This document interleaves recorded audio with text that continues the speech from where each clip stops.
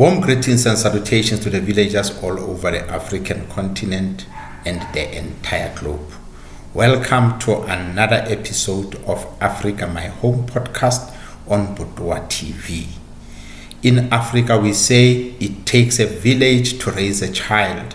To us, a villager is a community builder, a peacemaker, a giver, a teacher, a protector, a lover, and most importantly, a selfless person. Today, history is made in the world of the Aborigines of Butwa, the ancient kingdom of the Twa people. Today, you are going to continue to hear about things that have been relegated to the doldrums of history. Those who yearn for knowledge will find this podcast informative and enlightening, while those that thrive on ignorance will find this podcast annoying and irritating. I look forward, as I engage with you, the villager, to learn more about Africa's past and Africa's present, so that together we can contribute positively towards Africa's glorious future. I am your host for this session, Diahu, aka Diahwayin Rama. You can call me Didi Rama throughout this podcast. As always, I am not alone. I am with my reliable team that is always there to support. Producer Lilim Ngabashe, camera Daniel Rantaisen Ramatsebe. Yes, I've spoken so much about this team. I really appreciate the team. I really appreciate their contribution, together with the members of the immediate family that are listening and waiting to hear what we are continuing to talk about today. It has become customary for us to introduce our topic and then play the music from the African continent. Any music that speaks about the continent or the country or its people, we really appreciate it in this podcast. As we said, we are igniting, we are rekindling the love for Africa to the future generation. That is the gift that we can give to them, for them to love Africa as Africa has loved us back. Today's topic is still a continuation of our theme, Butwa, peoples of Butwa. And then today we are covering conflict and dispossession. Today the villager is going to be to hear, and those that knows, they are going to be reminded of what happened here in the coastal areas in 1659, when the local inhabitants, the Khung people, who are called the Khoi today, were dispossessed. What happened?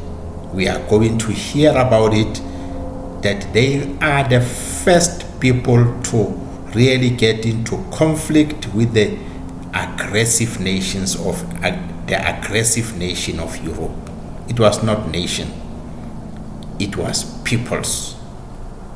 But when people leave their countries and they get into other countries and they perform the acts, good or bad, when it is good acts, their nations takes the credit. When it is bad acts, their nations are taking the blame.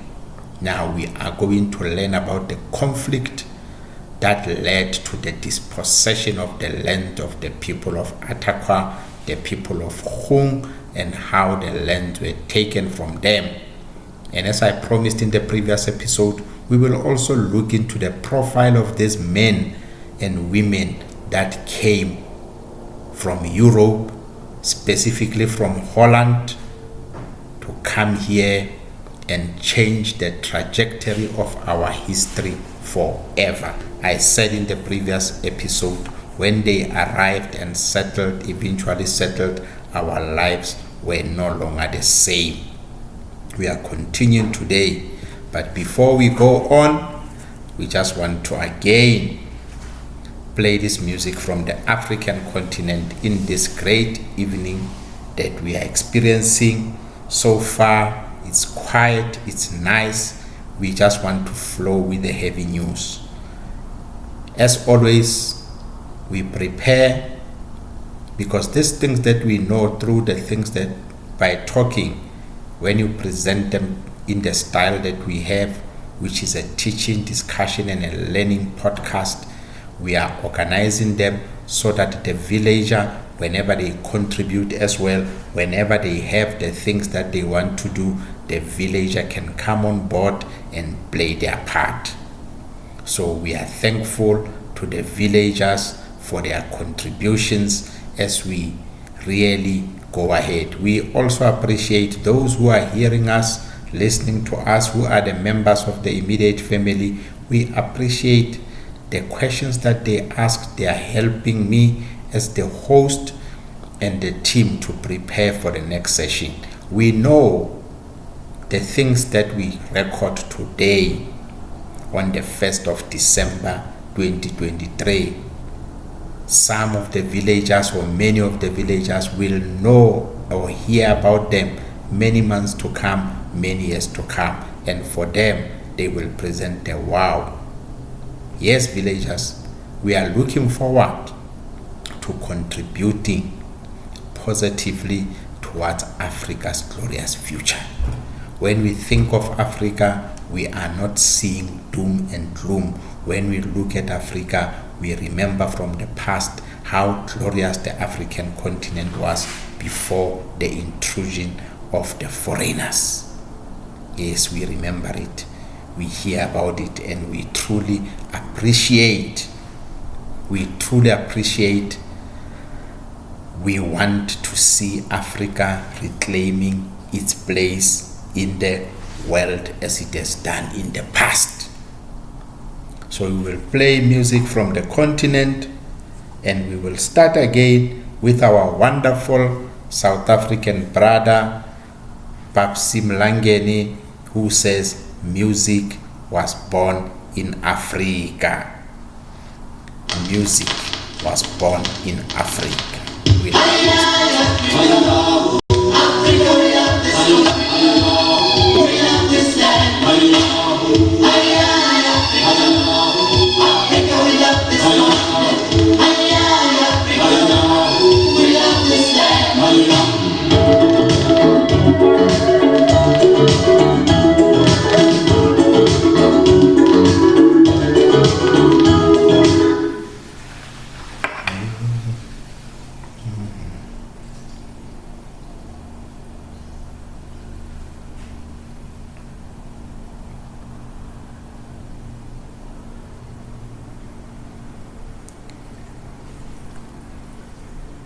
Wow. Let's try again, villager. Let's try again. Let us try this wonderful song again.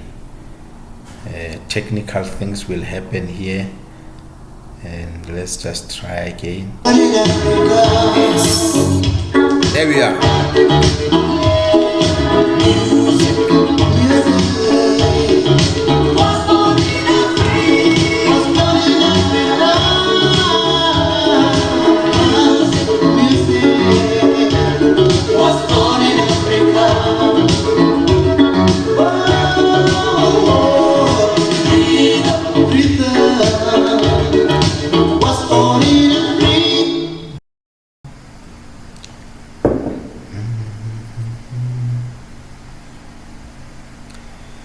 Villager, today we are not able to get things our way. I don't think it's a train smash. We will play the song whenever we get the opportunity, but it is our presentation style that we start it very light and remind ourselves of the greatness of the continent. We live in a very great continent. We love this continent. Africa, we love this continent.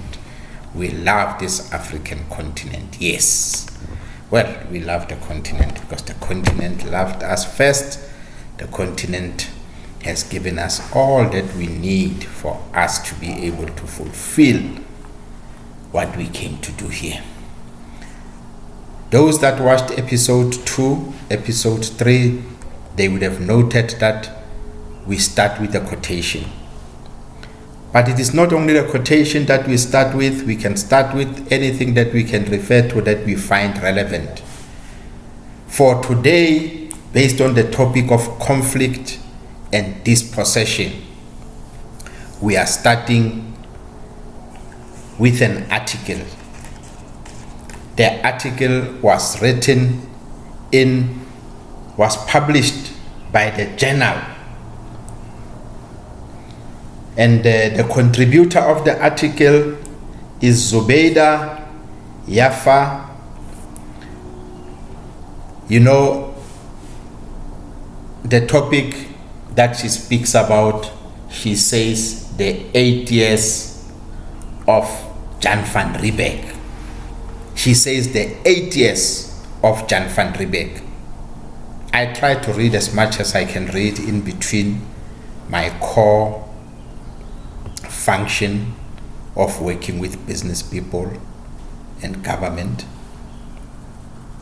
I try to read as much as I can read on matters relating to the topics that I plan to deliver.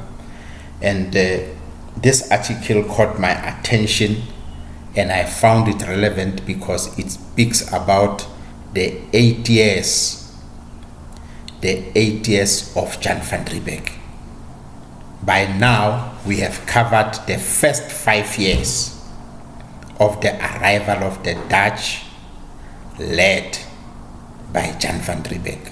And yes, when we say the arrival of the Dutch, we are not talking about the whole nation having left Holland coming here. No, we are talking about the 82 men and women that arrived here on our shores on the 6th of April in 1652. So when we say the Dutch, we are talking about those 8 and later on that joined, as we shall unravel this wonderful, important story. Now, the journal, I have read many articles from the journal. They cover key issues. When they explain, they say the journal is a groundbreaking media project providing history and context for key issues facing South African journalists. This is how the journal, as a publication or an organization, it is being described, that it is a groundbreaking media project providing history and context for key issues facing South African journalists. Now, the article was published on the 10th of February 2015, about 8 years ago. Now, it talks about Jan van Riebeeck, the 8 years of Jan van Riebeeck.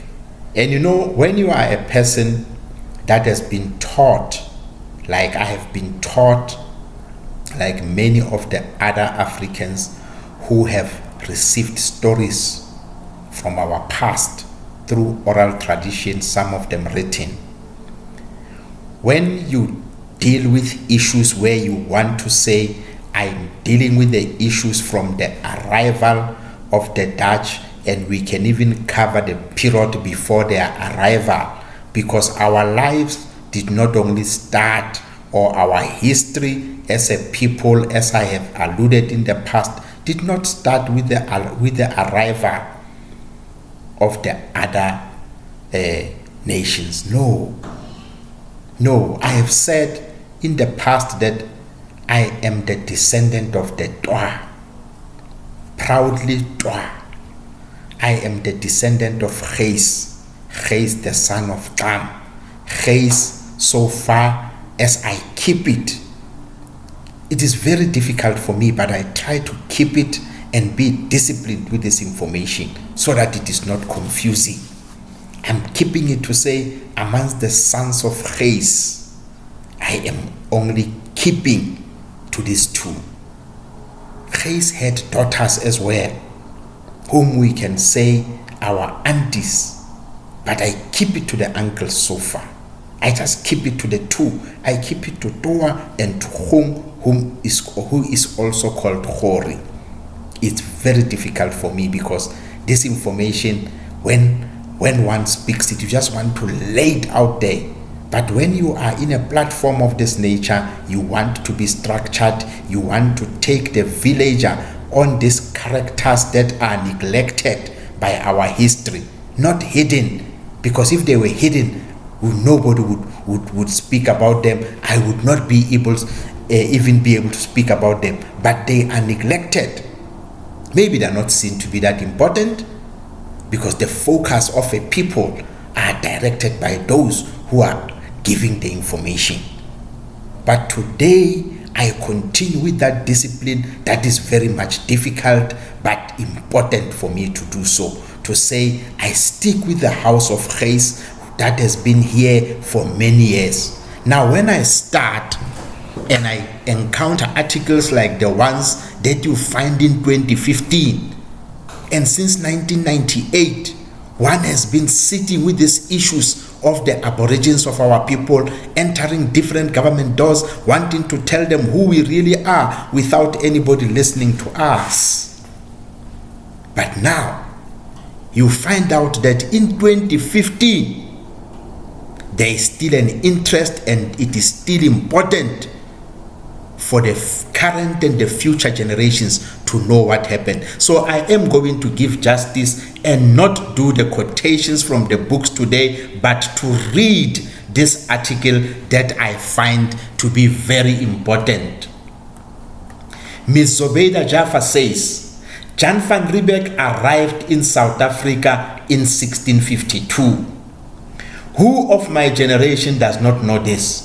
It was drilled into all our minds at primary school. And even if we were not lucky enough to go to school, the mythology certainly did not pass us by. The version of history taught us started with him. In fact, if the old history books were to be believed, this was when the history of our country started. This is what she says up to this point. But the villager that listened to episode 3, they already know about 1652 to 1657. And this is what she says when she writes in February 2015, on the 10th of February. She continues to say, who did he find at the Cape? The great leader Ashumato and his people today referred to as the Khoisan. According to archaeologists, human beings had lived here for more than 100 years, and as Khoisan definitely for thousands of years. She's saying what we already spoke about even in the first episode and the second episode where I introduced the characters. Now she is talking about the Khoisan because from what she picks up, she is talking about our written history. But our oral history does not have the Khoisan. Our oral history in the coastal area, in the land of Atakwa, it has the Khung. In the interior, it has the Butwa. Now, she is reading it the way she's been taught. And something that she confirms again based on what we said in the past, human beings had lived here for more than 100 years. And she says the identity that they lived by for all those thousands of years, they were Khoisans. It is known, my stance is known, that there are no people called Khoisan. And yes, just like I keep the discipline and then sometimes it escapes, it comes out, I end up talking in episode 3 that Khoi comes from Hwai, and I give the variation until it gets there. I definitely cannot wait for the time when I will be laying to rest, giving more information about the Khoisan. Now, she continues to say they lived along the southern and western coastal strips where adequate grazing was to be found. Over time, they spread out into the north, intermingled with the Amaxhosa, enriching their language with their cliques. Today, there are 16 different cliques in the Xhosa language as a result of the influence of the Khoisan, whose language were drawn from the sounds of nature. In brackets, she says, interestingly, Madeba comes from this mix. He is maternally Khoisan and paternally Southern African Bantu according to his DNA. I did not read this article before the previous episode. I encountered this article when I was preparing for the 4th episode. Now she says, and in the 3rd episode I said, I do not want to mention names. Now she mentions the name and said, interestingly, Madeba comes from this mix, meaning Madeba, in his DNA, he has the blood of the Khung and the blood of Amaxhosa. This is what she says. This is what is well known. This is what Madeba also acknowledged. I said I did not want to mention names. She has mentioned the name and I know that very well. Now, I remember in the same spirit that she said, even our late Archbishop Emeritus Desmond Tutu said, I know in my bloodline my great-great-grandmother was a San, so I have the blood of the San in me. Those two great leaders. And there are many others who acknowledged, and I am one of them again, who said, in my veins runs what? Runs the blood of the Nguni, runs the blood of the Ntu, because my mother is a descendant of the Nguni, while my father is a descendant of the Dwa. Yes. So she says, and then she continues. She says, when Aushumato encountered the European delegation, he was cordial. He battered with them and must have assumed that they were passing by, as many others had done before. Instead, they had come to build a refreshment station to serve ships belonging to the Dutch East India Company. Villager, we covered this one as well. I even came and said the person that the Dutch ended up calling Harry, because they did not want to call him Aushumato as he is popularly known, his name is Kamkemuya. That is his Khung name. He was a chief of a section of the Khung. I know all these sections that they have focused on the identities of their clans. And this again, based on the massiveness of this project, I will avoid it like a plague to come in this platform and entrench the division that has been done with our people. Because there is a reason why they would call themselves according to their ancestors for identification purposes, not as a national symbol. I am a person that believes in the unity of the nation. So I cannot come and focus on the clans when I understand them as a tribe. The Khung are a tribe, the Twa are a tribe of the house of Kham. So if I want to build the house of Kham, and I focus on the clans, this project will take over 2,000 years. My focus as a custodian and the restorer of this wonderful heritage is to cut to the chase and focus on the tribes, while the tribes knows their clans. If the tribes cannot figure out their clans, we help them to figure out their clans so that when they come on a public platform, they come as a tribe. On this note, anyone that follows the issues that is happening here in South Africa, they will understand that immediately once I take this approach, I keep on emphasizing the Twa and the Khung. I am simply saying in South Africa and Southern Africa, there are no 5 main groups. There are only historically only 2 two main groups of the House of Gees here in South Africa. You are finding the Butwa and you are finding the Khung.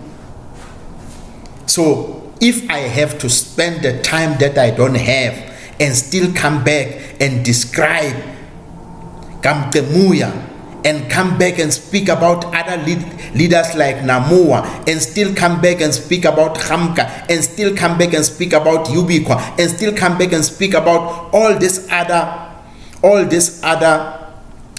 leaders of the clans, my project of building the tribes will take forever to take shape. So I ignore like a plague. I avoid it, especially in a platform of this nature, for me to continue and still break my people further, those who were in the coastal areas, because in the interior, that division did not exist, because by the time the European nations came into the interior, they did not have time.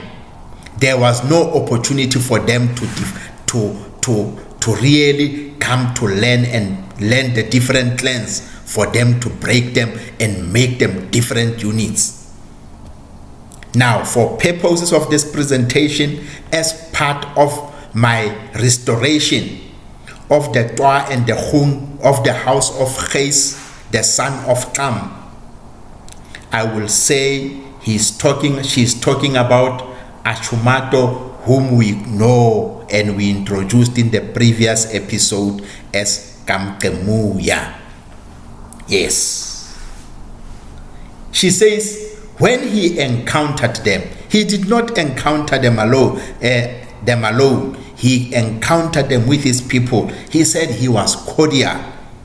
And this was in 1652 when he met them. Yes, in 1652 when he met them. She says he was cordial. He was very friendly, because it was not the first time that he was encountering the Europeans. He understood the needs of the Europeans. He understood that they were looking for refreshments. He was under the impression, he was not aware that this time they had come to settle. Now she continues to say in the article, slowly a mutual animosity developed over access to pastures. Van Riebeeck and his men were settling down and pushing the Khoisan away from their adequate grazing land. The beauty of the Cape and its wealth of resources had begun to entice the visitors to stay and develop a settlement rather than just a transitory refreshment station. Wow. Yes. But now, something again here that we will get to understand. These people were not enticed. These people came here to settle because they were serving sentences, as we shall share their profile, for the villager to understand what type of men and women came to the shores to settle. These men had a mandate. They had come from Europe based on the feasibility study report of Matthias Jansen and Leonard Prout, for them to say, we are coming here to build something that will make sure our people have enough supplies on their route to India, to the east, where they were conducting their business from.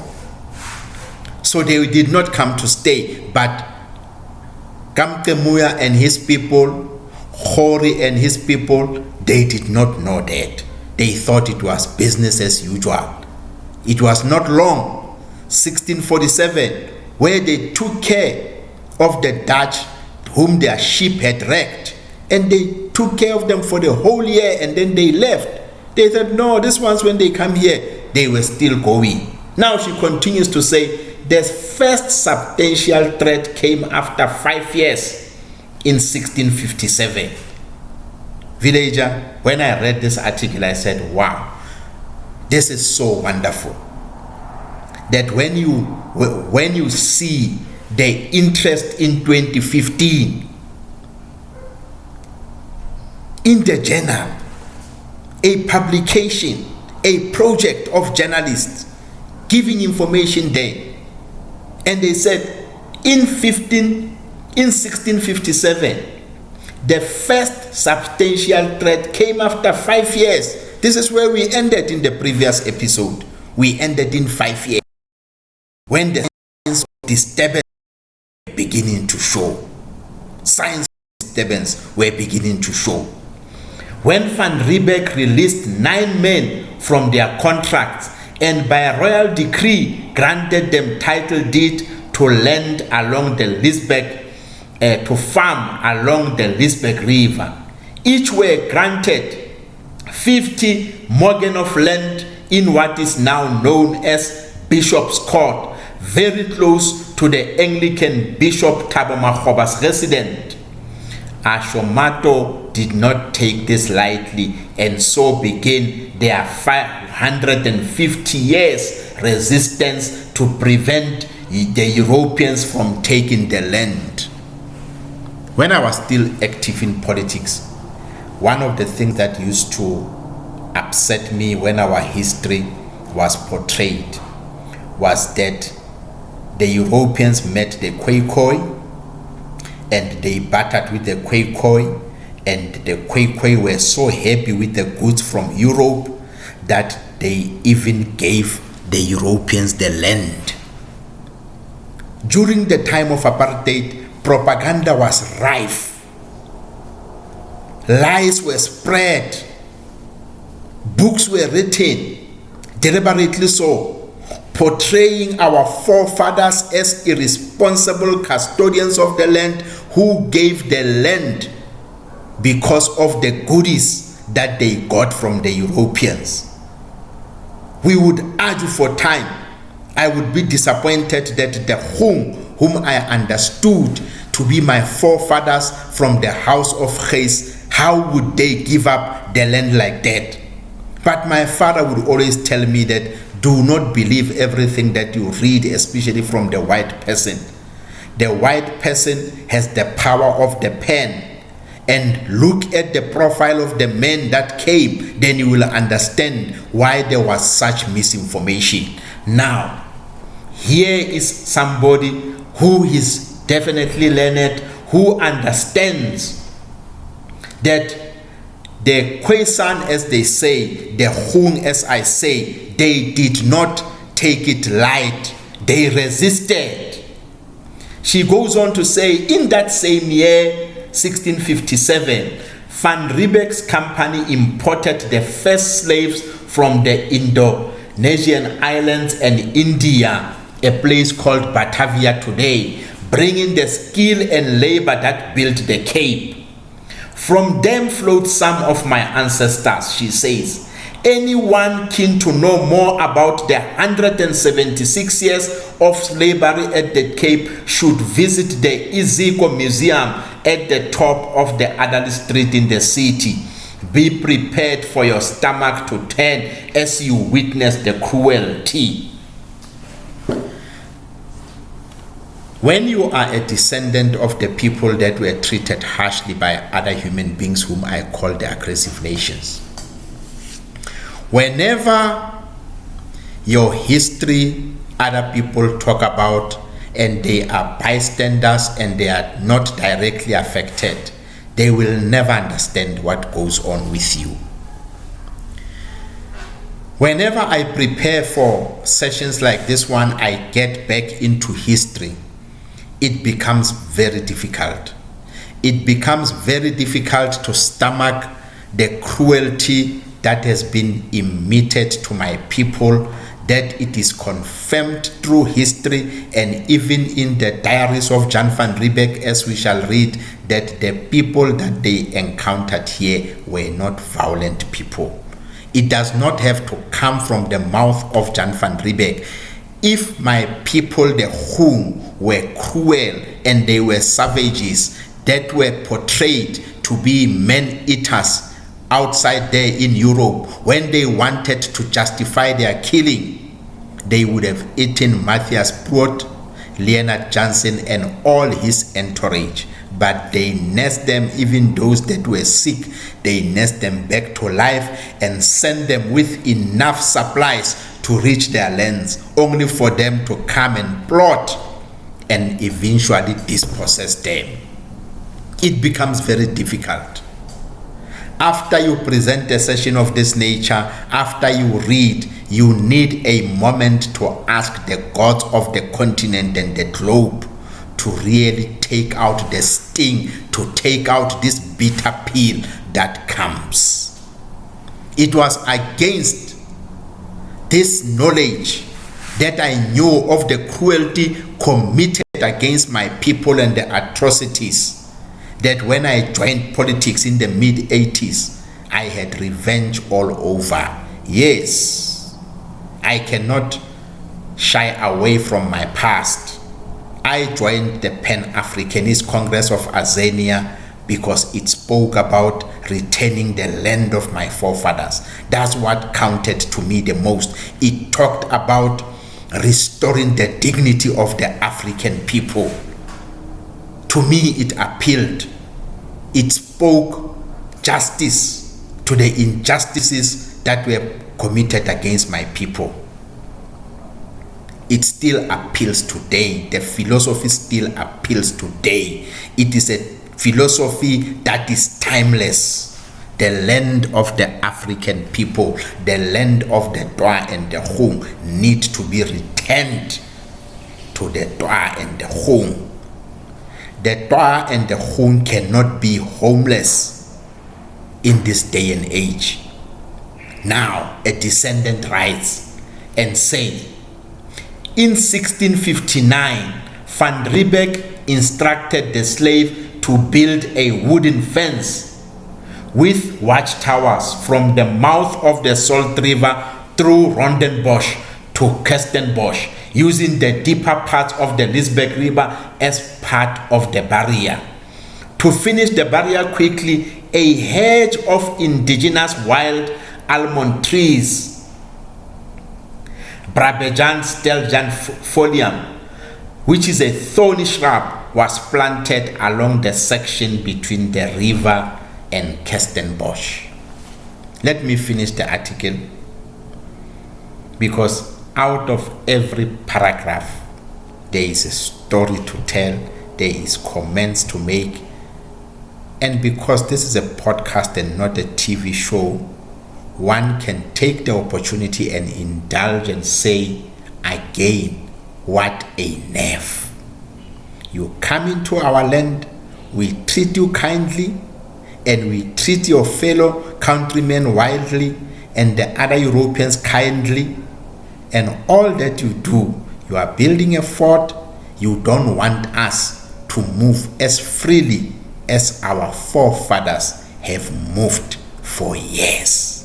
This was the beginning of the source and the cause of the conflict. Remember our topic, villager: conflict and dispossession. Here are the signs of the conflicts that I will still break down. Today, my introduction is an article. Now she continues to say, it further locked out the natives from their grazing land and access to the Salt River, the Black River, and the Lisbeck River, so named by the Dutch East India Company.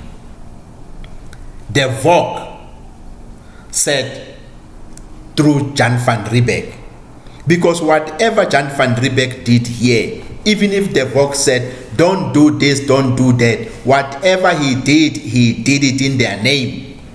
An ambassador, when he gets to a country outside, whatever that the ambassador does, they do it in the name of the country.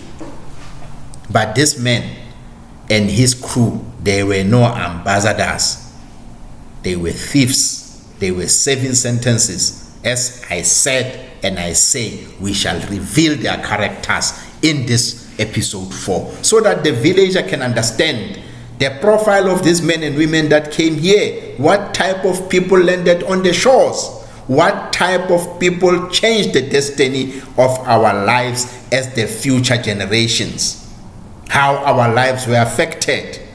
For me, in every forum where I've engaged with people and I've talked, many of them, they said, now that I understand, I think I can handle things in a different manner. Now that I can understand, I know how to act. What I know and the importance of sharing and storing this information is that the future generations will need to learn and understand these things from our perspective as the elders. I am above the age of 50. I am mature enough. I am over half a century on this earth. I understand, and I have known these things since the age of 5. I have known my identity and understood it and became proud of it. Even when the people will say, hey, Barwa, they don't have, they behave badly. I said, those are my people. Every good and bad from my people, I take it with pride because I cannot change who I am. My people were evil, I love them. My people were good, I love them. It is what we come to know, as you cannot choose your family, you cannot choose your lineage. So I'm proud of my people. I'm 150 years resisting the mighty Europeans with their superior weapons and tactics and strategies. They resisted them. It's important for the current and the future generations to know that they are the descendants of a people who did not give away their land as we were led to believe. Whenever I was looking for land, because I loved to plant, I loved animals, I loved to breed birds and animals, and I would say, but this 34 square meter yard is very small. I wish I could be having 100 hectares. Little did I know, when I was the age of 8, when I started to show that in the small yard that were allocated to us, places called townships, which they were called labor concentration camps. Black people were made to stay in labor concentration camps. They were saying they were scattered all over. Let's put them into these townships. And they call them labor concentration centers, so that it can be convenient for us and it can be inconvenient for them, so that they cannot be able to exercise self-determination. That's what happened to my father. That's what happened to his father. But to these great-grandfathers of us who were there in 1652 and even before, for them it was even worse. It was worse. You were friendly to these people. You treated them humanely, and what did they do? They ended up chasing you from your territories. Conflict and dispossession of the Butwa peoples of Butwa. Yes. Now,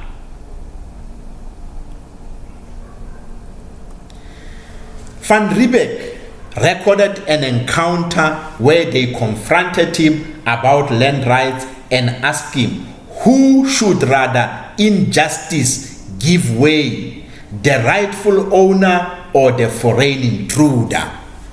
My forefathers, this is from the diary of Jan van Riebeeck himself. I will still break it down, villager. Today, even if it's 2 hours, I am fine with it.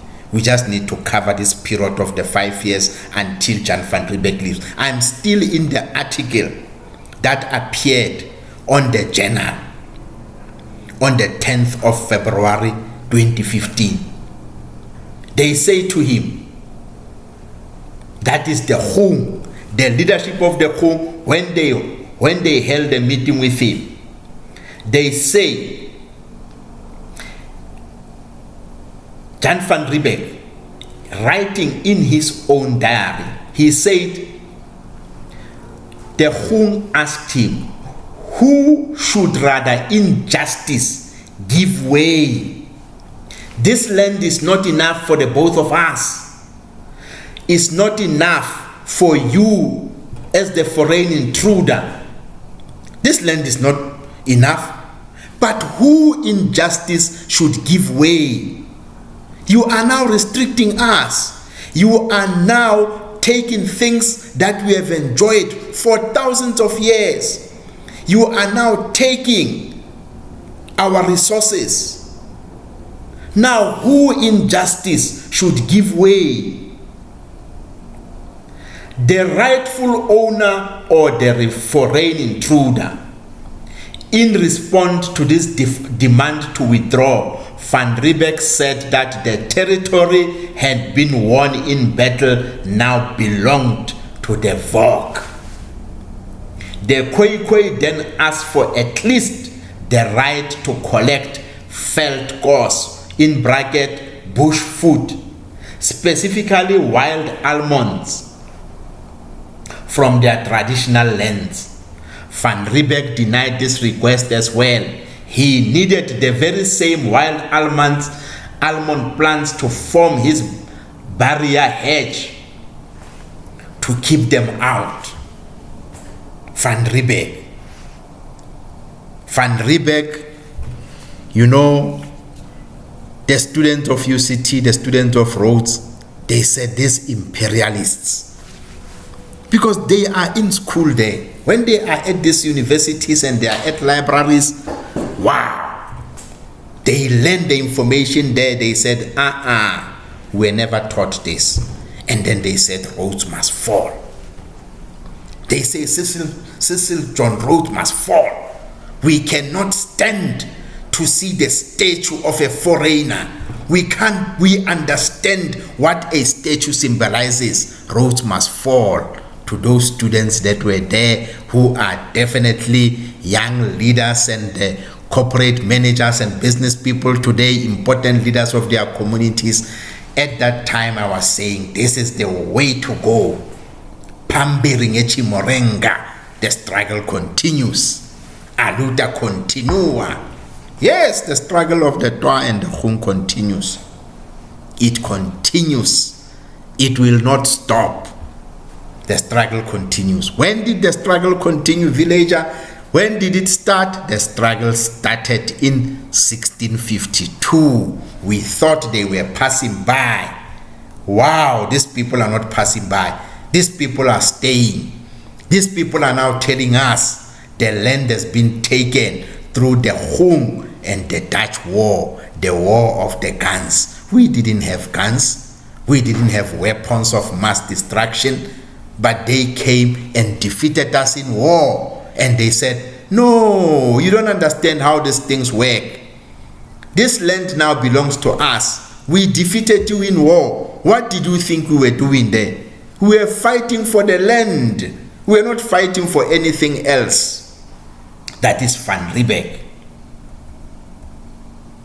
Van Riebeeck denied this request as well. He needed the very same wild almond plants to form his barrier hedge to keep them out. Efforts to protect the hedge began as soon as it was planted. Van Riebeeck issued a placard, a posted law forbidding everyone, in bracket, open quote, not only from making passage through. He said hedge, but not even to break off from its smallest twig, no matter what the reason is supposed to be, on pain of being banished in chains for 3 years. I see you holding the almond tree, trying to suck the juice out of it, which you did for many, many years. I will punish you for 3 years. This is no longer a visitor. This man is now the commander that he was. That's why I call them aggressive nations. Aggressively they came. The land is gone. The rights are gone. Your access now is restricted. Your movement is restricted. You can no longer do as your forefathers had done. No.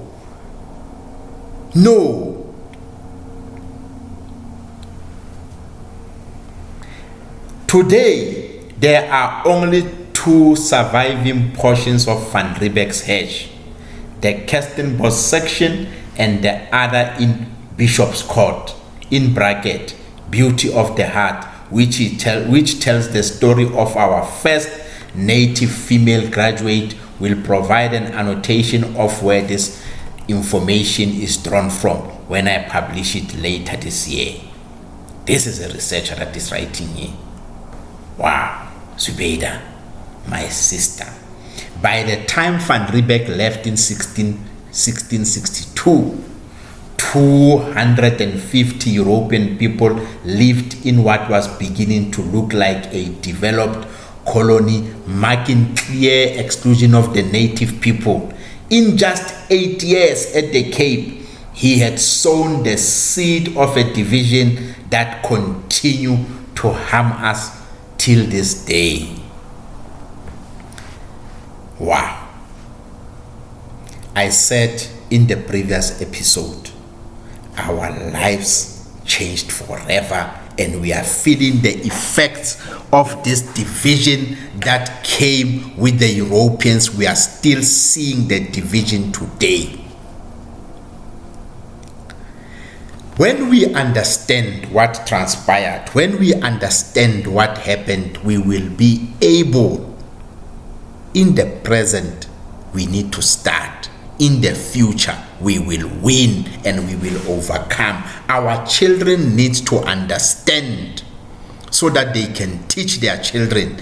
They need to understand the source of the problems that we have today, that they are not thinking it's something that happened when they were born. They need to understand it's something that happened for over 350 years. They are dealing with things that have been sown for multiple generations, and these things must be started to be corrected now so that they can be corrected in multiple generations in the future. For me, it doesn't matter if it takes another 300 years to reverse the effects of another 300 years. The important thing is it must come to an end eventually. It took multiple lifetimes. It must take another multiple lifetimes to be restored. I will be the foundation. I will play my role. Even to say foundation is not correct, because before me, there are many others who've been fighting this injustice. I will continue to be a layer, because I'm standing on the foundation of men and women that resisted European domination with their lives. Today, the villager in any other part of the world, at the comfort of their gadget and their home and the place where they are, they can listen to this podcast, they can listen to this information, and some of them will say, aha, now I understand what I must do, because I know my sons and my daughters are the future leaders, and their children are the future leaders. The future generations should understand exactly what happened from the people like ourselves who got it from our fathers, who got it from their fathers and mothers, as to where exactly did the things go wrong. 1657, the land is dispossessed.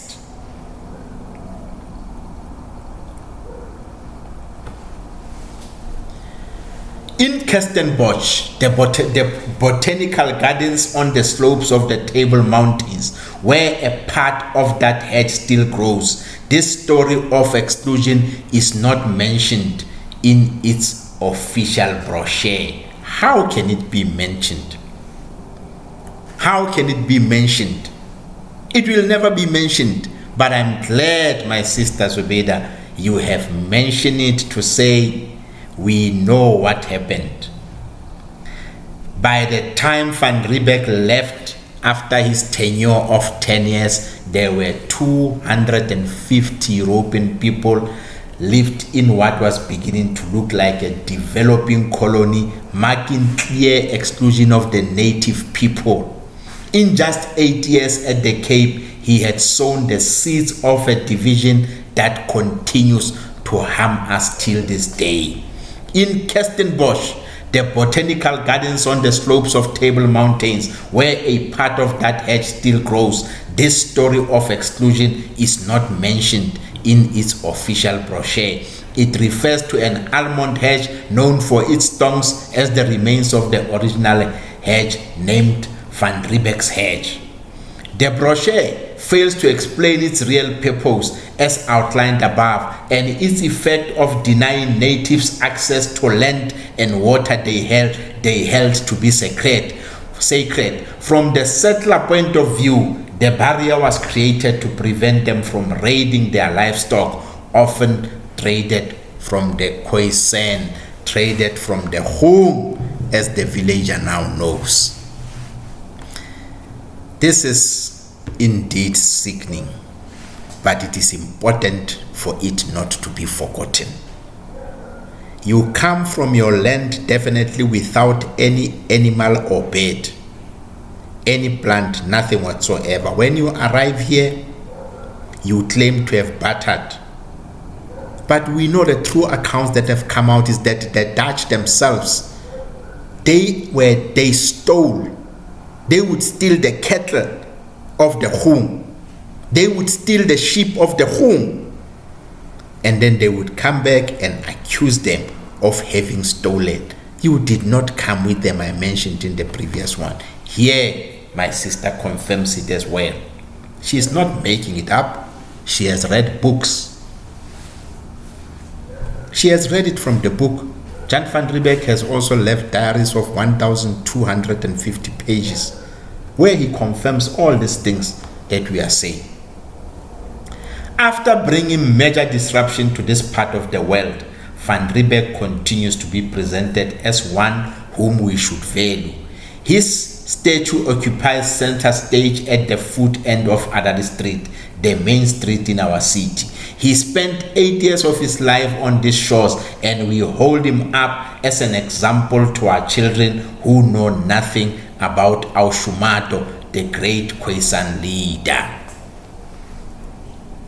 Well, whether you will know about this podcast that is moving slowly and gaining momentum, my sister Zubeida, the good thing is we know Aushumato was Kamtemua, and we know that he was a Khung. He was not a Khoisan. In this podcast, when we speak about the Aborigines, we speak about them through their ancestors, through their clans and through their tribes. That way, nobody can divide us. We understand exactly where our roots lies. We understand the importance of standing firm as the different leaves and branches for us to remain united, because we draw from the same root. Yes, we draw from the root of Geis, the Khung and the Dwa and the others that I will reveal. He was an employee of a marauding company not known for fair trade outside Europe. Not very different from some companies today who parachute into our country, strip us of our resources, and then fly back from whence they come from. 20 years after democracy, we need to carefully consider how we want to do business with the world. Perhaps we have little room to choose because of the great unfairness of the world economic system. But let us be aware of those who are doing us harm, both from amongst ourselves and from abroad, and expose exploitation where we see it. And she concludes by saying, it is unfortunate that the city of Cape Town chooses not to teach us to value Aushumato and others like him who has done us no harm. Instead, it gives pride of place to those who have done us great harm and seems determined to help us adjust to a version of history that can only be described as a gross distortion. Failure to interrogate this attitude will only leave most citizens unsupported in making sense of their past and their present experiences. There ends the articles. In my future work, I am working on a number of books. One of them is The Land of My Forefathers. It should be released in 2024. The other one, the title is, well, let me not reveal it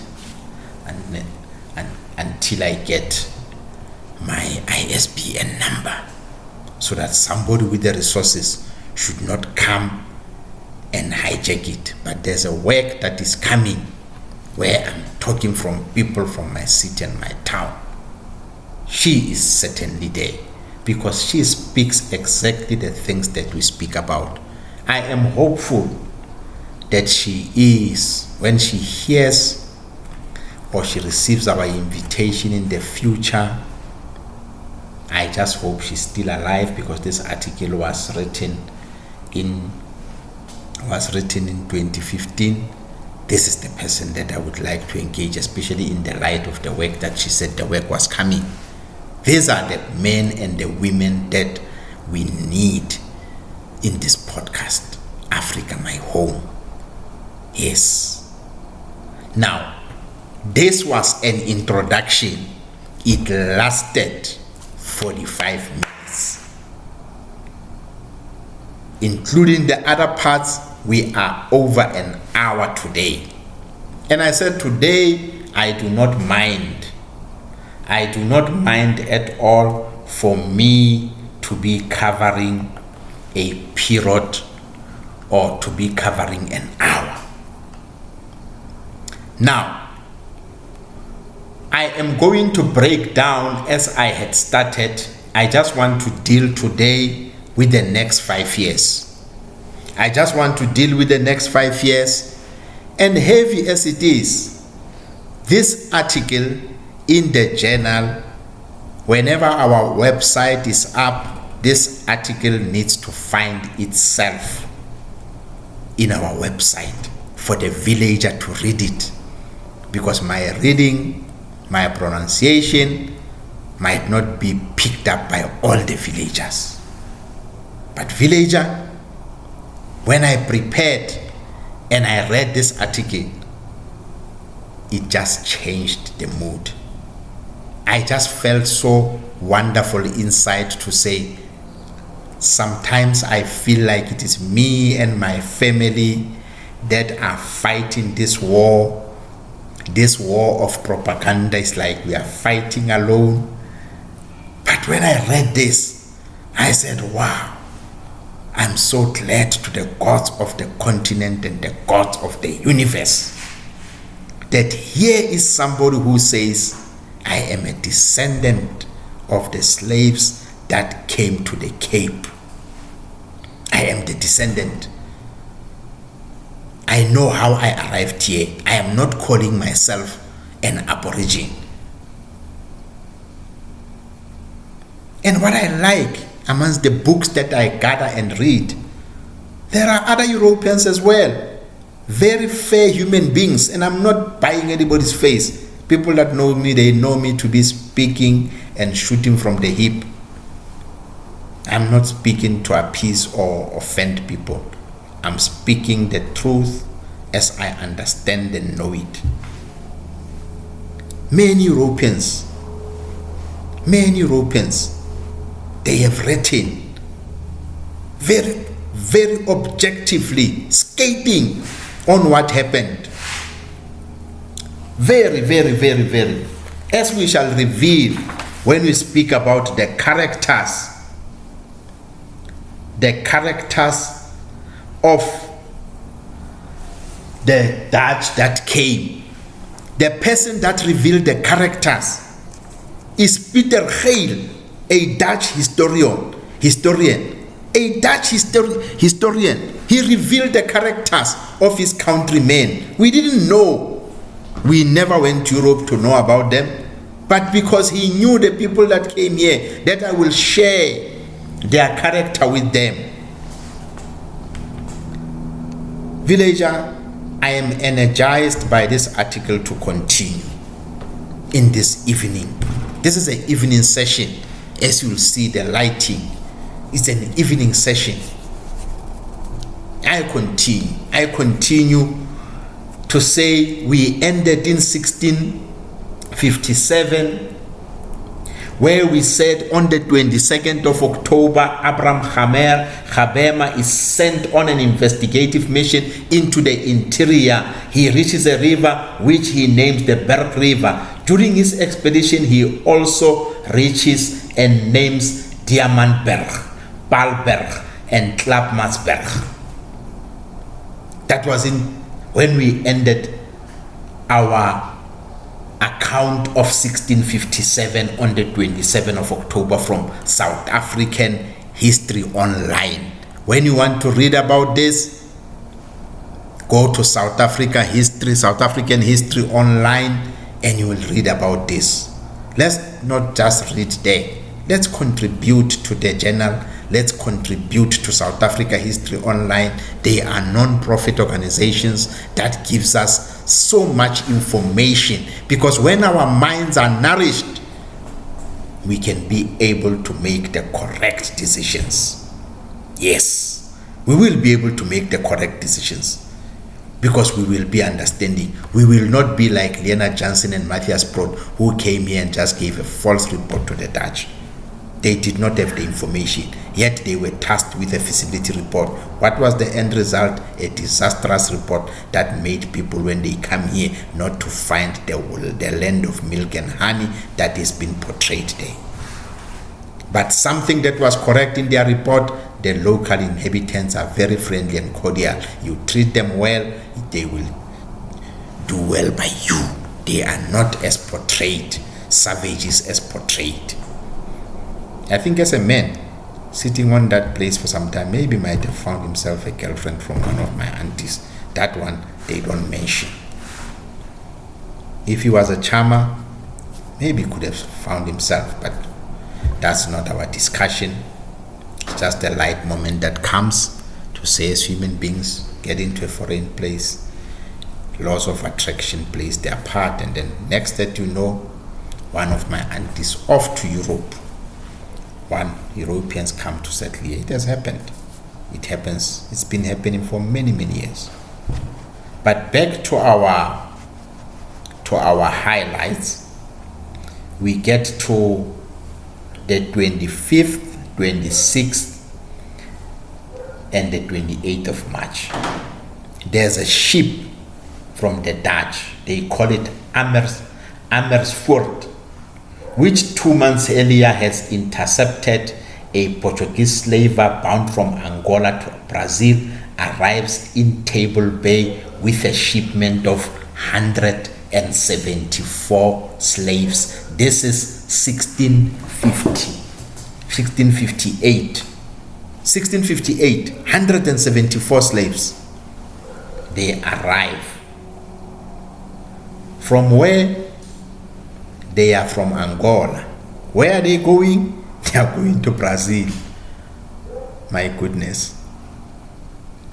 In 1658, there's a man, there is a ship, the Amersfoort. This ship had intercepted a Portuguese slaver bound from Angola to Brazil. It arrives in Table Bay with a shipment of 174 slaves. Most of these are sent to Batavia in the east. 38 men and 37 women remain in the Cape. Of the 174, 38 men and 37 women remain at the Cape. Van Riebeeck, in the same year, obeys the order of the Vogue not to enslave the indigenous peoples of the Cape. So right now, we are getting slaves from Angola. These slaves were bound to Brazil.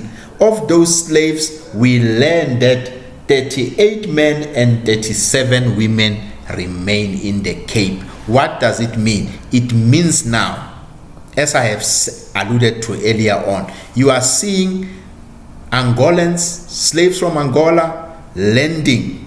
Those slaves from Angola, it is not mentioned if they were Africans or not. But if one puts the dots together and we know who moved to the Americas, these slaves could have surely been the Africans. Because by that time, when we understand what was already happening in the interior, with the Portuguese having been in Mozambique from around 1515, Portuguese were dealing in slaves. When they got to Ghana, when they got to Guinea, they were just dealing in slaves. So the Portuguese were already dealing in slaves in Angola.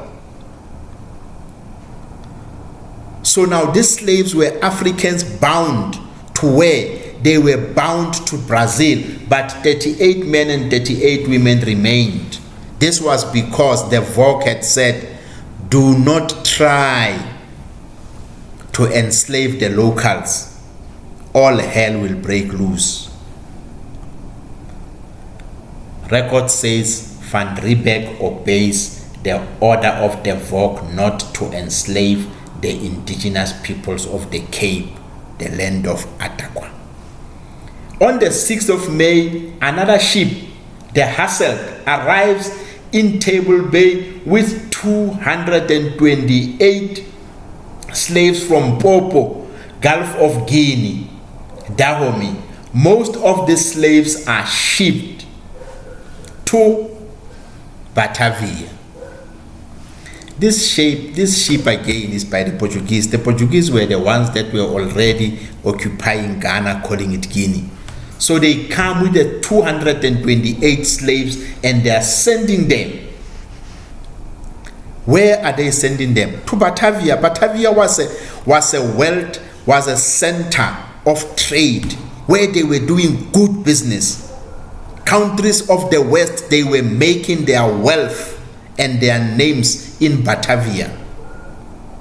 And then on the 10th of July, it is said Van Riebeeck banishes Kamkemua, whom he calls Harry, to Robben Island. He escapes in December 1659 in a leaky boat and is again allowed to settle. We know why he was banished. We covered it in the previous episode. Death had happened. On the 2nd of February in 1959, the first wine is pressed at the Cape. Van Riebeeck writes in his journal that the harvest amounted to 12 menchelen, about 14 liters of mast. That is in February. Now, we already heard from the article. We now come here. In May, the first Khung Dutch War begins. The first of a series of armed confrontations over the ownership of the land takes place between the Dutch settlers and a Khung clan led by Doman Mwamua, pastor, predicant. Doman says, you are taking me there to Batavia to come and let me betray my people. It cannot work like that. That is why Kamtemuya does not work with you anymore. You are not fair in your dealings. You are not fair in your dealings. You want me to go and learn the Dutch and learn all the other languages to be your interpreter and for me to come and cheat my people. That is not how I was raised. Then he leads them into war. They says another Khoi clan led by Doman. That's the name that they gave to him. His Khung name was Mamua. The Khung attempt to steal the cattle used by the Dutch settlers to plow the land that the latter had appropriated from them. In this first anti-colonial Khung Dutch war, the settlers seek revenge in the fort.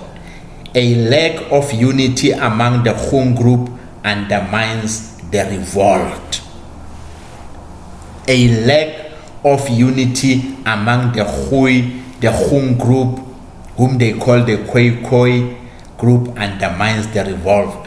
Consequently, the peninsula Khung lose more land to the Dutch settlers.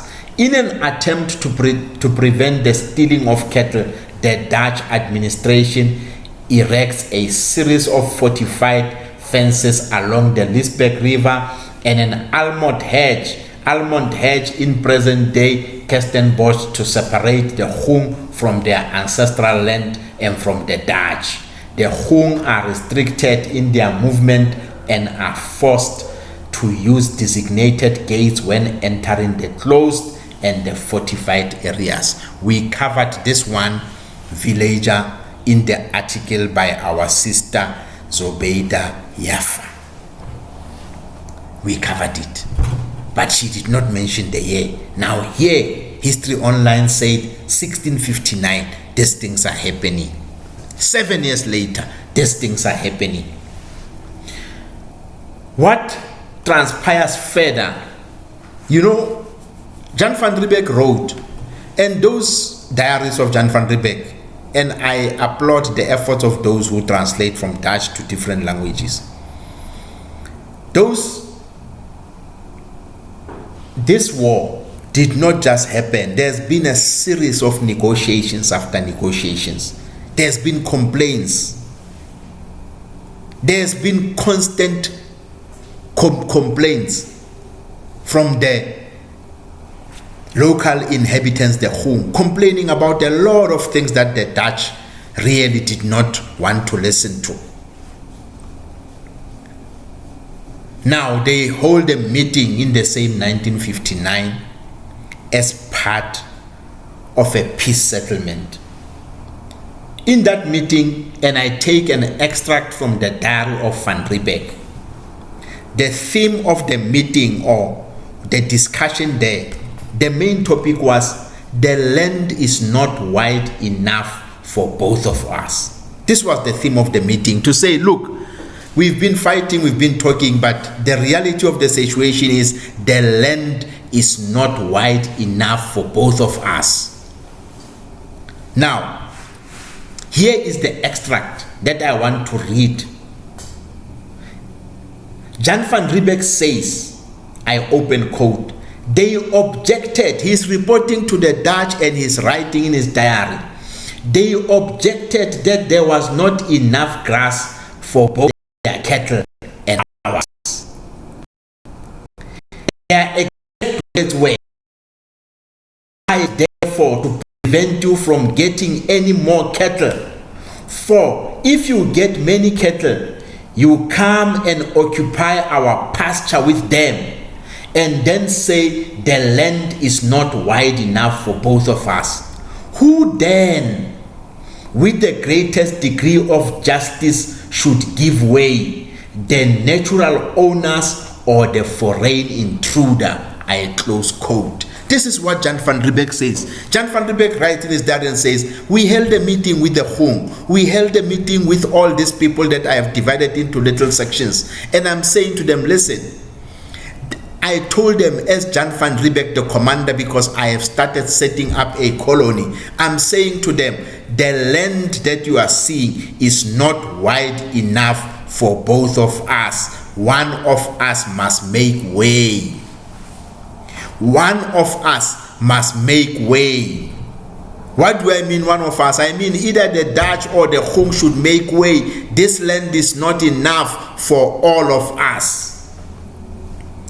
Now the Khung says, okay, let's look at the laws of justice that you think we do not know, that we know very well, because we have been interacting with many nations before you. Before you, we interacted with the Arabs. We traded with them, we traded with the Chinese. In the laws of justice, who should make a way realizing the space is not enough, wide enough? The land is not wide enough for both of us. You are the foreign intruder. We are the rightful owners of the land. We did not go to your territory. You came into our territory. Who should then make way? You make the realization correctly that this land is not wide enough. But remember, when we sold you our animals, we sold you the animals for you not to be breeding them. We sold them to you for you to resell, to slaughter them and package meat and sell. But you are breeding and we are breeding, and you are breeding in our land. So who should be making way? Us, the rightful owners, or you, the foreign intruder? And listen to what he says. He says, no, you savages, you don't understand. When we were shooting and killing your people, we are not killing them for fun. We are bringing fear into your minds and into your heart and spirit. We were fighting for the land. When we were separating and making all these declarations, we were fighting for the land. This land that you say we must now decide, that is out of the question. We have won this land through war. This war that we fought and we were making peace. No, you are dispossessed. This is in May of 1659, just over 7 years. He says this land now belongs to us. We are coming to form a colony here. We did not come here for a refreshment station. That was the mission.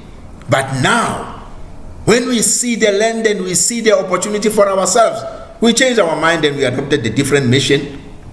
That's why we have freed people to say, no, don't come and work for us anymore. Go and work for you and we will give you land. How can we give you land? How do we know how to give you land? Villager, by this time, a declaration is made.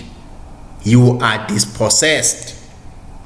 And the Khung, they tried to negotiate. Okay, but even if we didn't understand these things because it's not in our background. We never fought for things that for natural things. We never. Even with the descendants of Nguni that we are interacting with in the interior and everywhere, we never fought. We negotiated and everything went well. With you, you were killing us for our land. So you will continue to kill us. If he says we are armed, we will kill you. We will kill you. For us, we have no option. We can't go back to Europe. We were in jails where we were. Who did we think we were? We came with the Bible. We read the Bible. But we are not priests. We are ruthless business people. We were in jail. Me as Jan van Riebeeck, he told you, Kamkemuya told you that this guy that is here, he is a guy that is not credible. He is a guy that is tainted. This guy is corrupt. This guy was recalled by the Vogue. That's why Kamkemuya said, I cannot come and report to you. I know about your scandals in Batavia. I know you were recalled because you were running a parallel structure to your employers. Now you want to be my boss. We don't have bosses. We have kings and chiefs. I don't report to you. I report to Hori. I report to Atakwa. I report to the Khung people. That's why he wreaked havoc. That is Kamkemuya, whom they called here, whom they called Aushumat. Now they got Doman. Doman went there. And when he learned about the agenda, he said, never. Then the war started. But because they were armed with superior weapons, they killed a lot of our people, whom strangely Jan van Riebeeck does not mention how many people he killed. Our people were killed as early as 1656. They started to be killed. 1657, 59, it was declared, enough is enough. The land has been dispossessed. The land has been taken from us. We either sit here under this humiliation, under this exploitation, under these restrictions, or we move somewhere else, which we will cover in the next episode.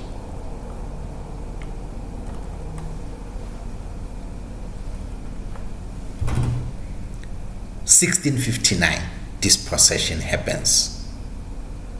through the barrel of the gun. But this is what I like, what is written down. Today people act as if they don't know who are the rightful owners of the land. The rightful owners of this land called Southern Africa, they are the Butwa and they are the Khung. These are the rightful owners. Everyone here that is not here, that who is not the Butwa and the Khung, they are not the rightful owners. The original owners of this region are the Butwa and the Khung, that is of the house of Gees. Everyone that is here is a foreigner, is an intruder. And there are those that came peacefully, as we said. And history says it. History proves it. I am not talking because my mother is a Nguni. No. History says the Nguni and the Butwa lived side by side, intermarried for years. Even when they talked about the atrocities that happened during the Difakani, my forefathers would fight side by side with certain clans and tribes of the Nguni that they had relations with. They talk about the story of Chief Morosi. They talk about them. That we will get to it when we deal with the issues of the interior. But I know the things that I'm talking about. I do not like it when people distort even things that are obvious. The Butwa and the Khung. But the Khung were the first ones to have their lands dispossessed. 1659 declaration is made, 7 years late. Your land is dispossessed. In 1659. But because we are covering the period of 10 years, we will end up with this one. On this note, I just want to say, now that we have dealt with the dispossession and we have heard what the Khung leaders have said, led by Doman, by Mamua, they said, you are the foreign intruder, you are the settler, you are the one that should make way. We are the rightful owners. Where are we supposed to go? This is our land. We've been here since forever. When you have your land where you ran away from, you had your land where you committed atrocities. Your land rejected you. When they wanted to make Robben Island a prison so that they could imprison you, because in Europe, they imprisoned many of you. And they were looking for places in different countries because the European jails were full. They even tried in 1615 to make Robben Island a prison for people like you.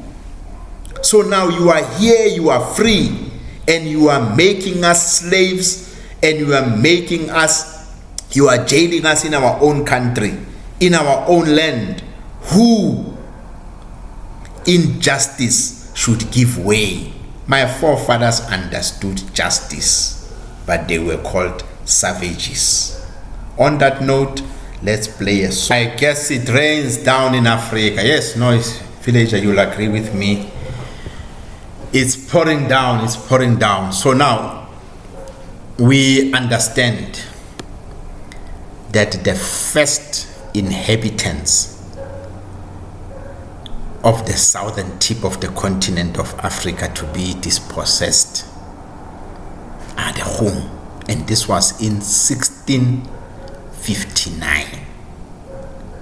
When I looked at the calculator, I punched the numbers, I realized that this is 364 years since the land. In 2023, it is 364 years since the land was dispossessed from the Khung.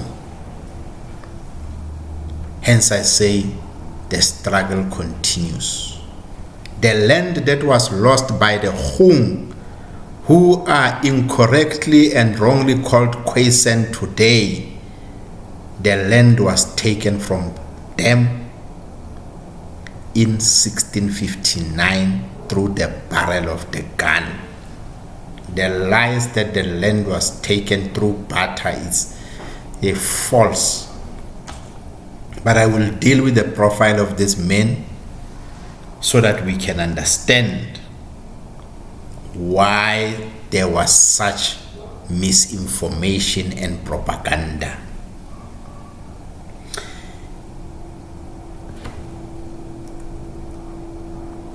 Now, in the year since the declaration that the land had been taken, things were not peaceful. There were lots and lots of attacks.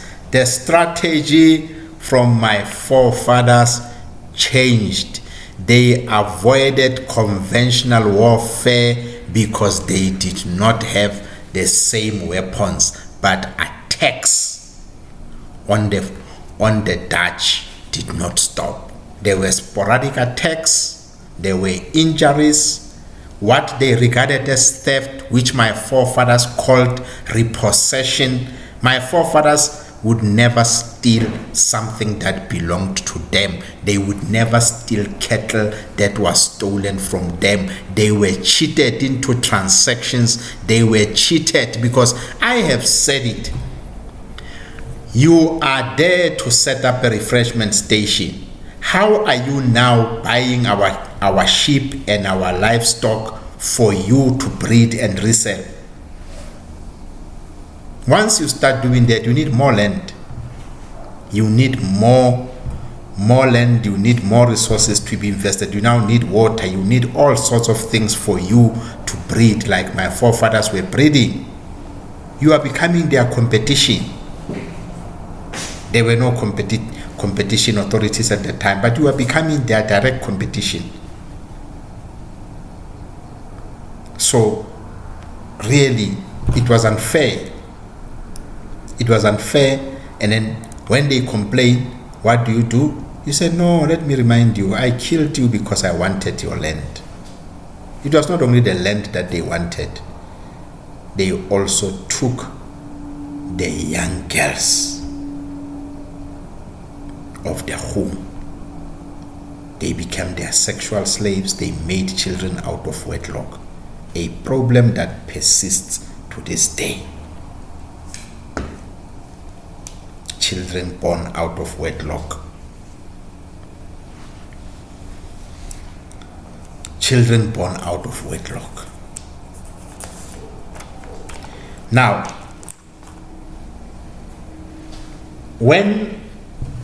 remember that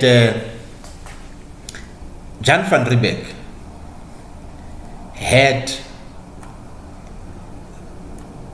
declared, had freed some of the people that were in their service there. He had freed them to say, look, you are no longer working for the Dutch. No. You can't work for the Dutch anymore. We are making you the free beggars. We are making you the free beggars. Intermarriages are coming there. 1656, there's a slave there that is freed to marry a Dutch. 1657,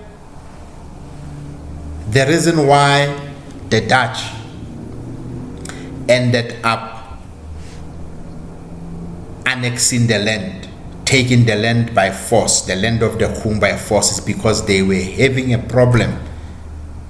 In 1657, they had freed 9 company servants and they called them the free beggars. Burgers. In Dutch, a burger is a citizen. They say you are now a free citizen. But now, you are no longer our servant. We are no longer responsible for paying you. You are to start your own farming operation, but you are now going only to sell to the Dutch. The story of Consol and Coca-Cola. We form Consol, you are only going to sell to Coca-Cola and not to anybody else. Unfair trade. Now, these X7s, they say they were freed in 1657 to go farming and do business with the Dutch. But now, how can they do it without land? That is why 2 years later, when they were telling the Dutch, we don't have enough land. You've given us the freedom, but we don't have the land. Listen to the words that I'm saying. You are freeing us from the contract. You are calling us free beggars, but we don't have land. How can we be free when we don't have land? So the Dutch had to go and fight so that they can give them land. So today, the majority of the people who are called black and African, they are free. How can they be free when they still don't have land? This is something that the Dutch solved. Jan van Riebeeck solved within 2 years. After it was brought to his attention, in 2 years he solved it. By 1659, they were having land. And we also covered the issue of Jan van Riebeeck discussing a policy with Commissioner Khung van Khung that, hey, we need to start this policy of separate development and segregation. We can't be mixing with these Khoi people, but they are women. No, we'll mix with their women, not with their men. Those are the things in this podcast that we will talk about with people who are knowledgeable in them, who can break them down. We don't want to read in general, we want to read to be specific. We want to move away these stories from the textbooks, some of them not from the textbooks. We move them, we bring them to humans. Because what happens to the Khung are the descendants of Gees. This is the injustice that was committed against the house of Gees. It is for this reason that everyone will do everything in their power to conceal the true identity so that the human element of what happened there is removed. Once you can relate on a matter that happened on a human level, the sting of reality will make you act. But for as long as you speak as if you are talking about the cartoons, as if you are talking about the puppets, there's nothing that will sting anybody into any action. Don't take the work that other people have done for granted. Those that wrote and put information in books, they have eliminated one of the disadvantages of keeping information through oral tradition over and over. They have written it down so that the ones that come after them will read it verbatim. Jan van Riebeeck was only here for 10 years, but by the 7th year he had done something that the Vogue was not even aware. He had made Cape, the land of Ataqua, became a colony. It had free citizens. It had free citizens. And now what was the effect of this? Because the land was not enough, Van Riebeeck started sending a lot of his people that were still in the service of the Vogue. He started to send them into the interior and said, listen, we don't know much about the interior. Go and find out how the interior is. So it was just expedition. The remaining part of his years was all about exploration, exploring the interior. That's why they say in 1660, the first Dutch exploratory expedition on horseback sets out north and eastward. Jan Dankert reaches what he names the Oliphant River. He's seeing a lot of elephants there drinking at the river at the time. He said, this river, I'll call it the Oliphant River because I see lots of elephants there. Across the river, they see the fires of the Namakwa people but exhaustion forces them to return.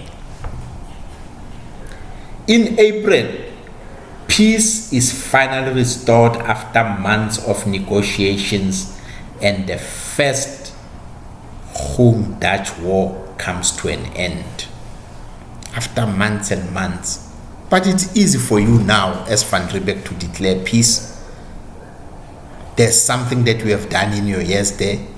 You have exploited the divisions and the lack of cohesion and unity that existed amongst the Khung. You have exploited it. You have made it bigger. There were even those that were now in your payroll, that were wreaking havoc, that you ended up calling strandlopers. You were making them to wreak havoc through your schemes. You had started your policy of divide and conquer. The results were starting to show, which is still a problem today. Lack of unity and lack of cohesion amongst the people that are oppressed and dispossessed. In 1661,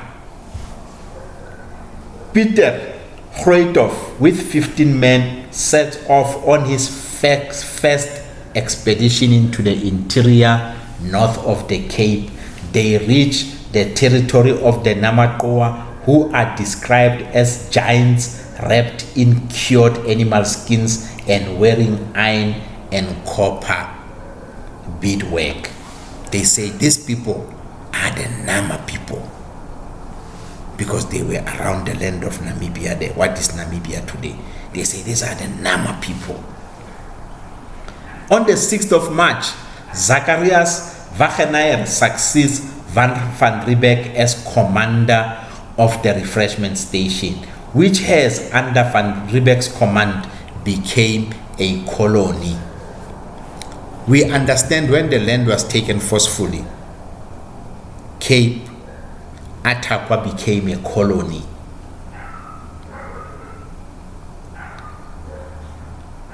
The man that gave problem to Jan van Riebeeck, Mamua Doman, they say he's the leader of the Horinghaikwa, whom the locals call the Caimans, who are the Khung. He dies. Oh, Jan van Riebeeck must have been very happy. Hey, that guy died. Hey. Oh, he's dead.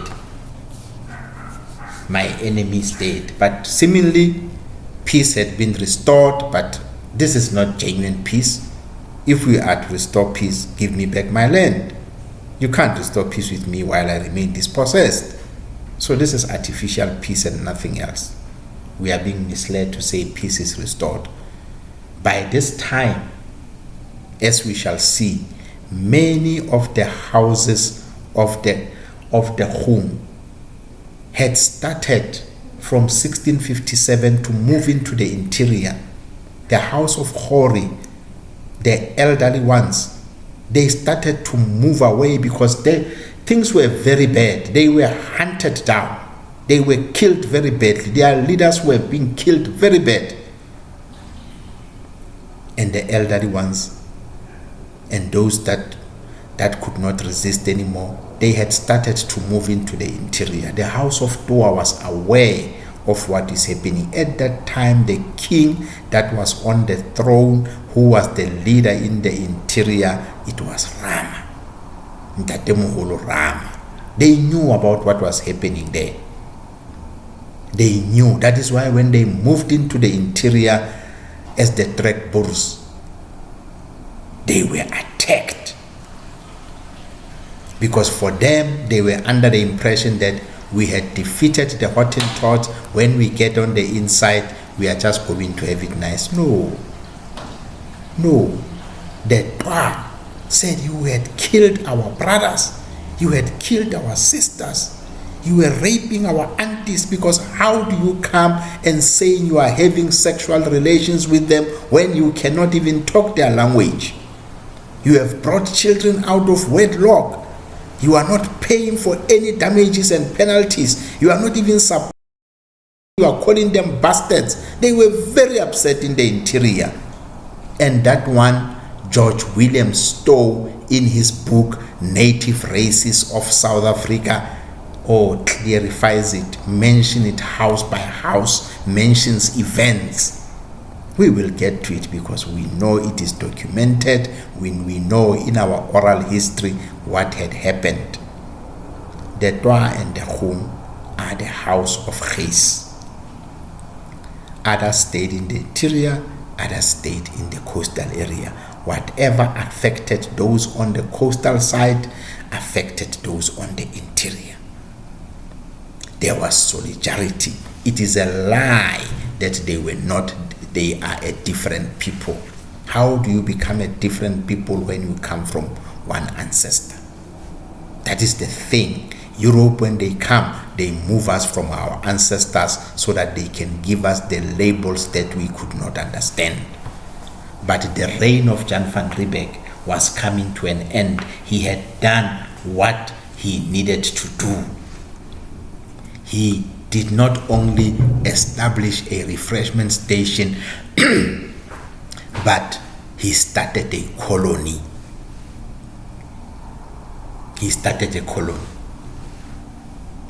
He had sown the seeds of division, of cruelty, of injustice, of poverty. What Jan van Riebeeck started in the Cape, he started the root of evil. For a people who were peaceful for thousands of years, it took only 8 years, 10 years of Jan van Riebeeck being in the Cape there for his seed to be planted on the ground. For evil to reign, which is still the case today. Nobody will stop the violence that is happening everywhere there, especially in the Cape Flats and anywhere. The root of it, they are over 364 years. When you want to pray and you are thinking you are praying for this generation, must be praying for 5 to 8 generations that were affected by the evil that was brought by Jan van Riebeeck. And on that very same note, history said on the 7th of May, Van Riebeeck and his family leaves Table Bay on board the Mars. He came with dromedaries. Now he's living on board the Mars. Where is he going now? He has served his time. He's going back to his favorite place in Batavia. He went back to Batavia, Jan van Riebeeck. So that covers the 10 years. But now, who succeeds Jan van Riebeeck? On the 6th of May, before he leaves, Zacharias Wagner succeeds Jan van Riebeeck as commander of the refreshment station, which has, under Van Riebeeck's command, become a colony. Then the discoveries continued, and Peter Everard discovers the mouth of the Oliphant River. There were expeditions coming into the interior. And when we delve deeper, we know one of the things that were asked of Krotoa when he was there. They said to her, Van Riebeeck said, I want to reach Monomotapa. I know of the gold. I know of the richness of that land, the present day Zimbabwe. Jan van Riebeeck came there saying, I want to reach the land of Monomotapa. So that is now the last 5 years. In closing, I want to share with the villager the character of the men that arrived with Jan van Riebeeck. I want to share their character. According to the Dutch historian Peter Gey, he describes Jan van Riebeeck and his crew.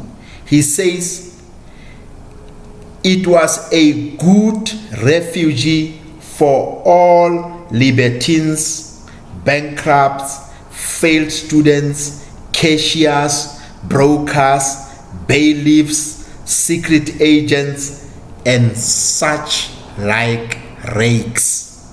The Dutch historian is saying people need to understand why the Khung, whom we call the Hottentots, why they were dispossessed of their lands. People need to understand the characters or the profile of the men and the women that were there. These people, they were in jail.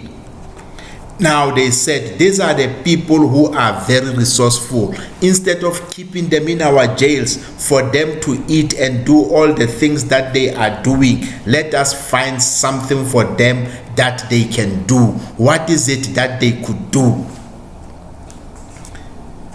They said, let us send them to the land of those hostile people there that were responsible for killing the Portuguese by protecting their land. Let us send them there. If these people are of no use for us in our jails, let us send them there. If they die, they were in jail anyway, it saves us money. But if they can be resourceful, as they are resourceful now, they can establish for us a refreshment station. Now he says, take note of these men and women that came. He says, they were a good refugee for all libertines, bankrupts, failed students, cashiers, brokers, bailiffs, secret agents, and such like rakes. The villager knows that I'm a Twa. I speak the Twa language, but I was raised. We were absorbed into the Basotho, so I speak Sotho as my first language. English, I learned it as my second language together with Afrikaans. Now, I had to take a dictionary for me to understand. What does it mean? When you say somebody is a libertine, what is a libertine? The definition says a man who behaves immorally, especially in sexual matters. A man who behaves immorally, especially sexual matters. A man who violates others sexually. Somebody that we simply say a rapist. I remember when I was in politics and we were attending discussion sessions and we were hearing my leaders in the Pan-Africanist Congress of Azania, they would talk and said, Lama Bunulawa, these Boers who raped our people, they are Khoi. They said they raped them. Because for me, if people, as I said, who do not speak the same language, and then there is intercourse taking place, and then later on nobody takes responsibility, I ask myself, why are you not taking responsibility for your actions?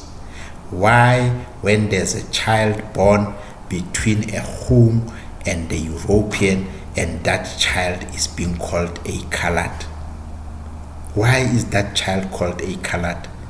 The child is born because of sexual interactions between the Khung and the European. Why is the child assuming the third identity? They now call this child a clearling. Before then they said it's a bastard. Bastard meaning a child born out of wedlock. And the people that came here, being Van Riebeeck and others, they came with their wives. Jan van Riebeeck came with his wife, Maria de la Cuillery. The other men that came also, they came with their wives. Why, when the child is born through the actions of the European as well as the Khung, that child does not take the identity of of the male person. Because in our culture, my children take my identity as a man. They are not taking the identity of the mother. Why are these children not even taking the identity of the mothers? Now they are being called bastards, children born out of wedlock. Sexually immoral men had landed on the shores.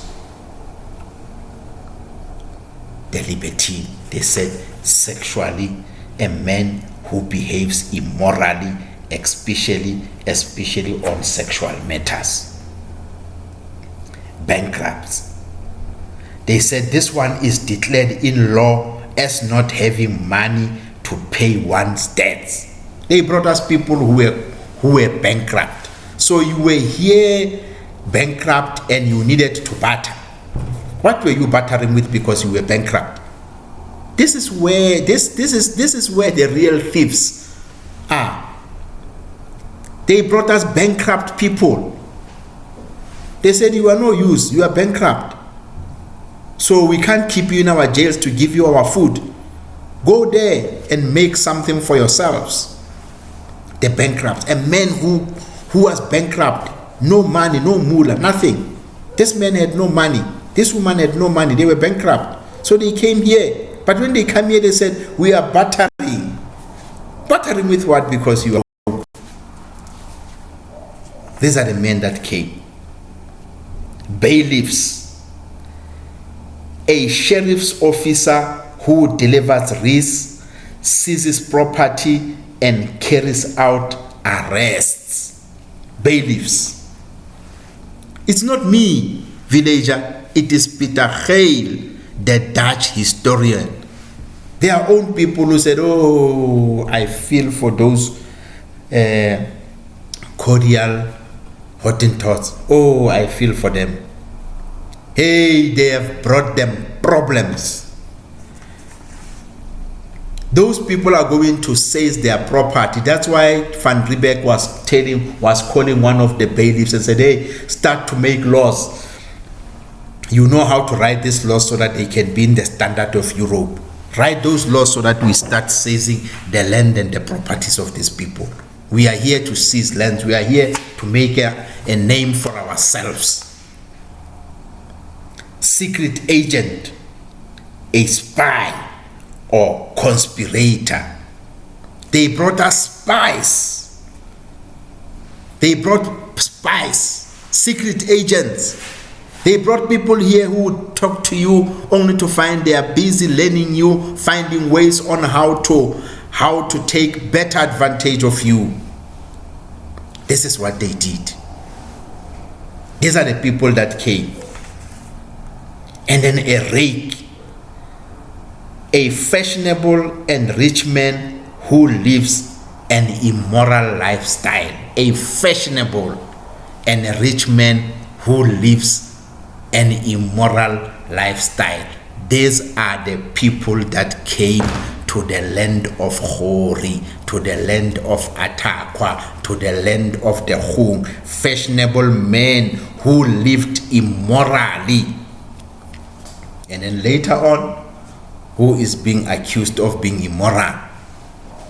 My own people, the Butwa and the Khung, to some extent, the descendants of Nguni. The Europeans called us immoral. They don't have a concept of a Sunday. They don't even know who God is. Meantime, we knew our God. We called him Khung. We called him Kuwe Agede. So these are the characters of the people that came. Failed students.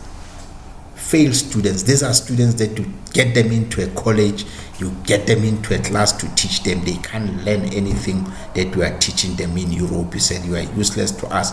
Go to Africa and die. Go there and do whatever. So these are the people. So when anybody wants to know of the foundation of the things that we are crying about today, the immorality, the things where we find rape, we find crime, we find all these negativities, their root is there with the men that came with Jan van Riebeeck. These are the characters of the people. Thieves, crooks. I wish I can have these words that Minister, General Secretary of the ANC, the former Minister of Transport, Honorable Mbalula, would just have all these terms. I should have consulted him when I speak. I should have asked him to give me all these words that could describe this man. But I know if I dig further and further, I can find that he must have, because he can get these words and make you understand them. But these are the people that came into our shores, and you want to understand why things are in a certain way. Here is the foundation of the people that came. Villager, definitely 2 hours has passed, 10 years has been covered. We have covered the most important topic, the conflict that led to the dispossession. We understand what the conflict was about. The conflict was about the land and the resources. The land and the resources. The land of the Khung, the land of the Butwa, the land, the dispossessed, the first to be dispossessed. The first people to be dispossessed are the Khung. And then we will learn as we come nicely when we do the build-up for you to understand that it took the Dutch just 7 years for them to dispossess and change the course of our lives forever. Now, when you look at the people that came, we have spies. No wonder there was propaganda, people talking about the things that they talk. But I would suggest, for better understanding, villager, that you visit the article that was written by our sister Zobeida Jeffa, covering the 8 years of Jan van Riebeeck, when we've covered the 10 years. These things are important for the current and the future generations to know. These things are the things that when you understand them, you will understand the state of your ancestors that are lying in their graves, that we are not having happy ancestors. Our ancestors were dispossessed of their lands, our ancestors were killed, and our ancestors, they died very miserable. But many of them, especially those who are shamans, they died knowing their death when they resisted the Europeans would not be in vain. The spirit of resistance is still there. We resist and we reject the continued suppression and oppression and dispossession of our peoples. The land of the Butwa and the Khung and their rights and their self-determination must be exercised, and the land must be returned.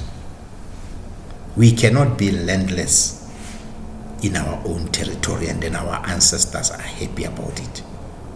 We cannot be. And when I talk about our ancestors, I talk about from my paternal and my maternal. On the paternal side, I know the Butwa are not happy. On the maternal side, I know the Nguni are not happy.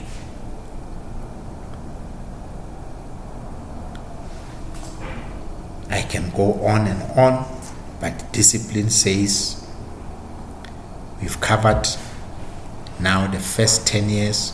We understand how the dispossessions happen. When we check our planning in episode 5, we will start to track the movement into the interior. We will start to understand that when the Khung, who are the house of Khori, when they move into the interior, they take an identity. When they move into the interior, they take an identity. Because now when they come in here, they come into a territory where they are asked, who are you? So they had to declare who they are. They said, we are of the house of Korah. They said, no, you are not the house of Korah. You are the Korana, meaning the little Korah. Because Korah did not move into the interior. You are moving into the interior as his descendant. You become the Korana. We will now understand that when the house of Hori, the house of Atakwa are pushed into the interior, they become the Korana. They become the Korana. They are still of the house of Hori, but they come and partner on the interior with the house of Rama, and then they wreak havoc. They resist the Trekboers. They resist the movement into the interior of the Boers, the free beggars, when they move on the inside. We will also unpack for your understanding that the people who were called the Boers are not the Dutch. We will unpack them who they are, because by the time they move into the interior, other people again have come. It was no longer the Dutch alone. So we will unpack those in the next episode. Until then, villager, this is what we say. Thank you for tuning in. Much appreciation for the time you are spending with us listening to the podcast, the contribution and the comments that you are making. As you click the important buttons, like, share and subscribe, those buttons are very important. Click the like, click the share, click the subscribe buttons. As you do so, remember our motto: what you do for Africa, you do it for the world. Until next time, it is me, your host, Didi Rama, and the team that says, may the gods of Africa and the entire globe be with you all. Adios.